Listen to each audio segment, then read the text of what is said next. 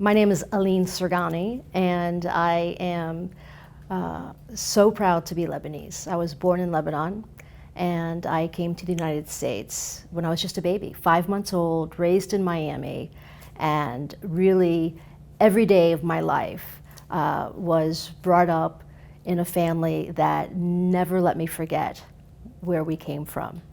I was living in the United States, but Lebanon was always in our lives, in our hearts, in our family. And I only had the privilege of going back for the first time since my birth, just this year. And it was beyond my wildest dream. It was the most incredible blessing of my life. My family enjoyed going back.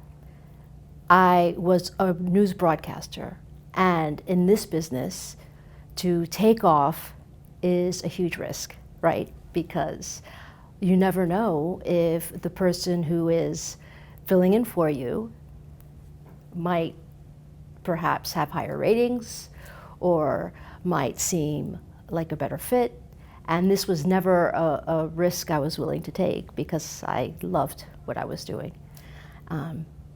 And oddly enough, in 2005, when I was working for CBS News, I was sent to cover the Israeli-Palestinian conflict. And I thought, there is no way I am going to be so close to Lebanon and not go see my family, who I had never met, and not go see the country where I was born.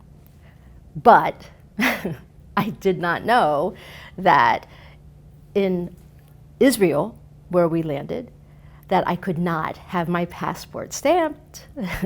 And so it was my biggest disappointment that in 2005, after fulfilling my obligation in covering this assignment, I was so excited to go to Lebanon until I was warned, not only can you not come to Lebanon because your passport is stamped, because you were born in Lebanon, if you try to come, we will arrest you at the airport. I said, you know what? I will go back to Washington and get a new passport. But it took me more than 10 years to make that trip. And so in 2014, I had the great privilege of visiting Lebanon for the first time. I was adopted in an orphanage in Beirut. My mother and father, both of Lebanese-born parents, did not have children at the time. And my mother was given really a death sentence when she was battling cancer. She was coming to Lebanon to visit family with her mother and father. And she says to my father, "What would you like from Lebanon?" And he said, "A baby." And she said, "Are you crazy? I'm not going to adopt a baby," and she was sick, and leave you with a baby if, God forbid, something happens. And he says, "Nothing will happen. We will be blessed with a baby, and you will be blessed with good health." So the story that she tells is that she went to Lebanon with her parents, and she went to the orphanage and saw me. And she said that my eyes were following her and that she didn't choose me, that I chose her. And she went back to the orphanage and back to the orphanage. And, it took a few months for this adoption to be finalized. And then, here some 40-something years later, I am so blessed.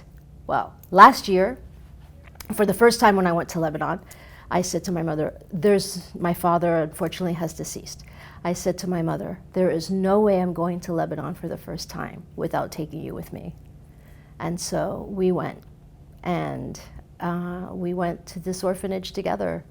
And it was beyond emotional, really, because all my life I heard the story of when they adopted me and the first time that she saw me and what the orphanage looked like and what the process was like, and we were getting closer to the orphanage. And I remember actually physically hearing my heartbeat and saying, is that really my heart beating? and going closer to the street where the orphanage was, the creche. And we met the superior mother outside of the orphanage, and we visited for a while. She was not there when I was a baby, but the nuns who were there when I was a baby were inside. And going inside for the first time, and I'm saying to myself, I'm okay, this is not a big deal. It's just, an orphanage that you happen to be in for the first 5 months of your life. Don't get emotional, don't be dramatic, it's not a big deal. And just trying to talk myself through it, and seeing the first nun, and they're hugging me and kissing me and taking my hand and kissing my hand and taking my face in their hands and kissing my face. But I held it together until I saw a woman who was an orphan at this orphanage, and she never got adopted. So she grew up in this orphanage. Her name was Blanche, and she remembered me. She was much, much older than I was, and I guess I was like her little friend, the baby, And she was saying in Arabic to the sister, "Is it okay if I hug her?" And that was it. Then I lost it, because she kept saying my name that was my name at birth, and not my adopted name, and hugging me and kissing me like I was her long-lost baby sister. And so I was just so moved, and at that moment, there was no way to not be moved beyond everything, So that was a really emotional visit. And I remember that first visit. I fell in love with Lebanon for sure the first time, but it was so emotional that it was almost surreal. And that was in June of 2014. Well, I couldn't wait, so 6 months later I returned, and we have family there. The second visit was when I felt I am home. The first time was so emotional I couldn't really wrap my arms around it. The second time I felt this is Lebanon and I'm at home, not because it didn't feel real, but because it was everything I was told about in growing up. The stories at the dinner table, told by my sitti and jiddi on both sides, told by my mother and her sisters and my aunts and my uncles as they're talking. It was everywhere I visited in Lebanon, I had visited 1,000,000 times before through their stories.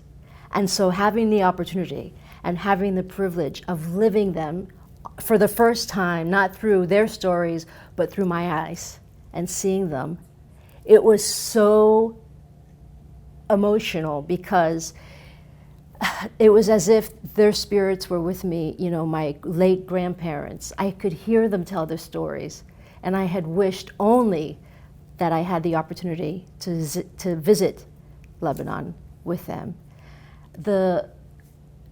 Through their beloved Hasrun in the mountains where they were from, through, the amazing privilege of visiting Harissa, and through the holiness of the churches of Lebanon, where I felt that God was sitting next to me in the pew. I felt, in visiting Mar Sharbel and Mar Leba, and hearing my grandmother tell me about Saint Rafka, and having the privilege of praying in the pews of these ancient holy places. It's different. It really is so different. For me, it was, I had the great honor of visiting Lebanon the first time with my mother, and also with Bishop Gregory Mansour. We all went together. And so on the trip, on the flight there, he says, "Aleen, what is your hope for your visit to Lebanon?" And I said, "Sayyidina, I won't know until I'm there." And so on the flight home, he said, "Well, tell me, what was this visit for? Do you know now? And I said, it was a love affair. I fell in love with my country, with my heritage, and with my religion. I fell in love with being a Maronite. I fell in love with being Lebanese. I fell in love with my culture and with my heritage all over again. And it brought a level of gratitude and of pride that I always had, but it was a renewal of that pride. It was a renewal of that gratitude. And although I never went until all these many years as an adult, from birth, I was born in Lebanon, and it took me more than 4 decades to go back. I cannot imagine ever allowing more than 6 months to pass by before I go back again, because it is the place, the one place in the world so far that I feel completely at home. There is no place in the world like it. Lebanon is the only place in the world where I'm speechless. It's that kind of feeling. It's almost as if, no, not almost as if, Lebanon took my breath away. And I have never had a place take my breath away, ever. And I thought, how many times can one person cry? It just not only from emotion, but from beauty, from sheer beauty of the cedars, of the sea, of the people. The people who, for example, the family we have there, I never met them. But it's as if we were together every single day of my life, of the love that they show, not just the family, but the people in Lebanon. And there is such a commonality of that pride between us. I mean, we see it here at the convention, and we see it in Lebanon.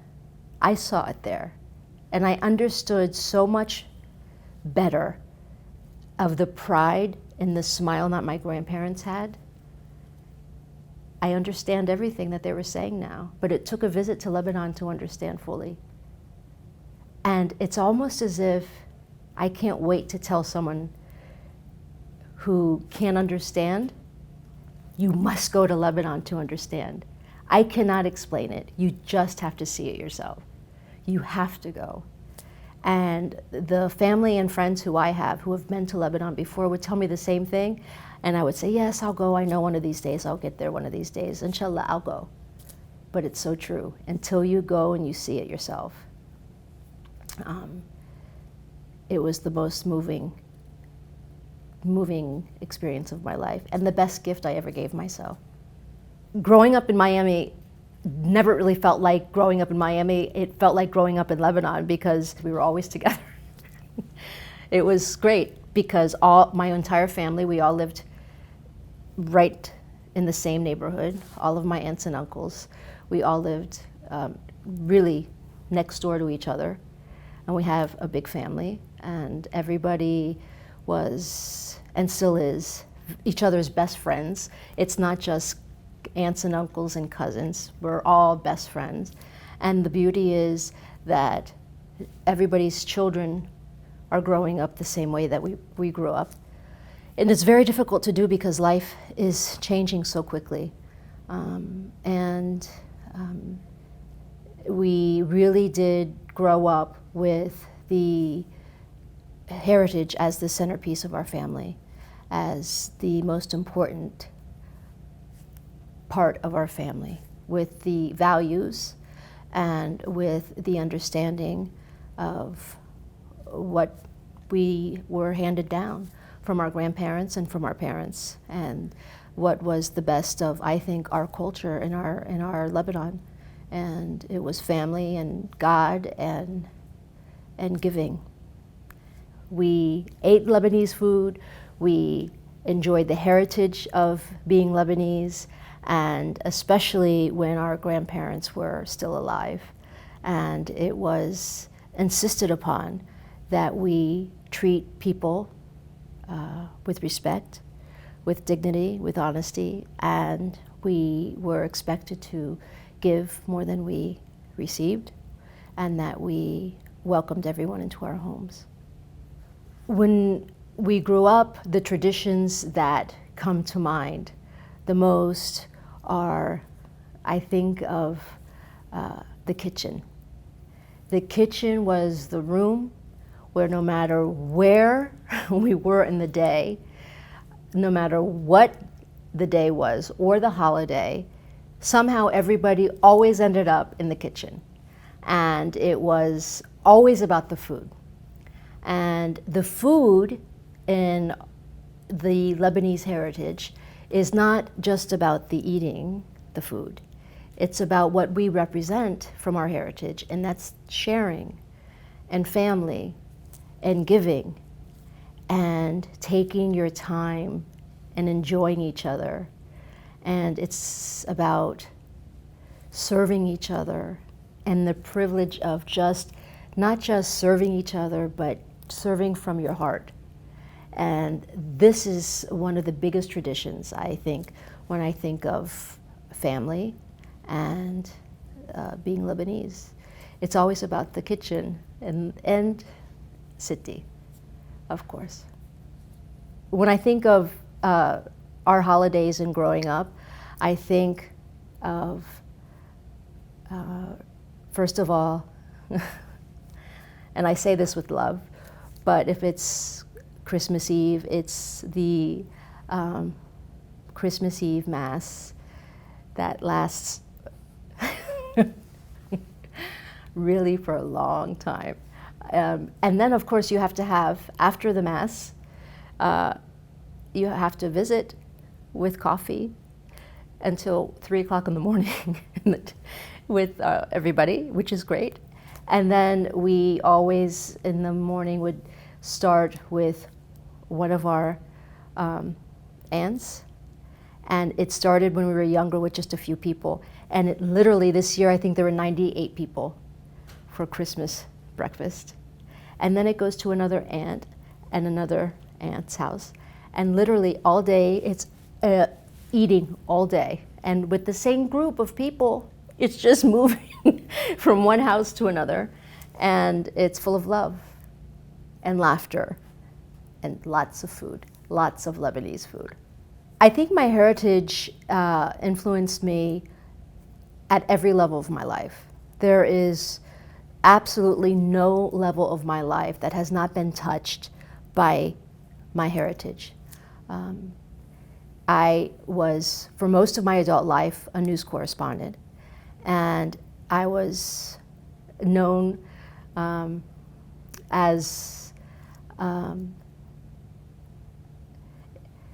it's almost embarrassing saying this, but now I look back and I giggle, because so many of the people within the Lebanese heritage were always so proud of the work I did. And that just makes me embarrassed, but also very proud that they were proud. And it means so much to me. My heritage has influenced me as far as my work the most with working for St. Jude Children's Research Hospital and ALSAC. You know, of course, St. Jude was founded by Danny Thomas, who was Lebanese. And when I was with CBS News and thought that my biggest wish had already come true with news, I couldn't imagine having anything more fulfilling than living my dream of being a news correspondent. But that dream pales in comparison to this dream, and that's serving the St. Jude mission. It is such an honor to have this privilege of continuing to serve a mission that Danny Thomas, a Lebanese icon, started with his friends, and to do such important work for the children who need it the most is a true honor. And I believe that St. Jude is the biggest and most important gift to the world that was started by a Lebanese person.